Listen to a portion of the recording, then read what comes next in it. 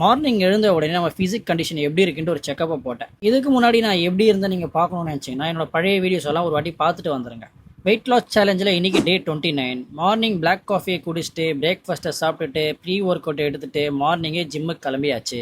போகிற வகையில் நம்ம தோஸ்தை பிக்கப் பண்ணிட்டு ஜிம்முக்கு வந்துட்டேன். இன்றைக்கி நம்மளுக்கு லெக் டே. ஸோ லெக் எக்ஸ்டென்ஷனில் ஒரு 3 செட், ஸ்குவாட்ஸில் ஒரு 3 செட்ஸ், லெக் ப்ரெஸ்ஸில் ஒரு 3 செட், ஆம்ஸ்ட்ரிங்கில் ஒரு 3 செட், தென் காஃபை போட்டு லெக்கை முடிச்சிட்டோம். ஆப்ஸ்க்கு lower abs and upper abs and ஆப்ளிக்ஸை ட்ரைன் பண்ணிவிட்டு வே குடிச்சிட்டு ட்ரெட்மில்ல ஒரு 30 minutes ஆஃப் வாக். வீட்டுக்கு வந்து லஞ்சை முடிச்சுட்டு ஈவினிங்காக அந்த வித் லவ்ன்ற மூவியை பார்த்துட்டு இருந்தாங்க. மூவி நல்லாவே இருந்துச்சு, நீங்களும் பாருங்கள். டயட்டில் கிரேவிங்ஸ் ரொம்ப ஜாஸ்தியாகவே இருக்கும். ஸோ இந்த மாதிரி டைமில் ஸ்பான்சர் பண்ணாத இந்த யோகா பாரை வாங்கி கிரேவிங்ஸை முடிச்சு விட்டேன்.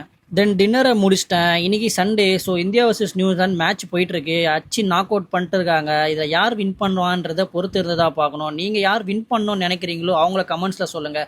இதோட இந்த டேவை நான் கம்ப்ளீட் பண்ணுறேன். டே பை டே என்னோட வீடியோஸை நீங்கள் தொடர்ந்து பார்க்கணும்னு நினச்சிங்கன்னா மறக்காமல் என்னோட ஐடியா ஃபாலோ பண்ணிக்கோங்க. கன்சிஸ்டன்சியாக இருங்க, எல்லாமே நல்லதே நடக்கும். மீண்டும் சந்திக்கும் வரை நன்றி, வணக்கம்.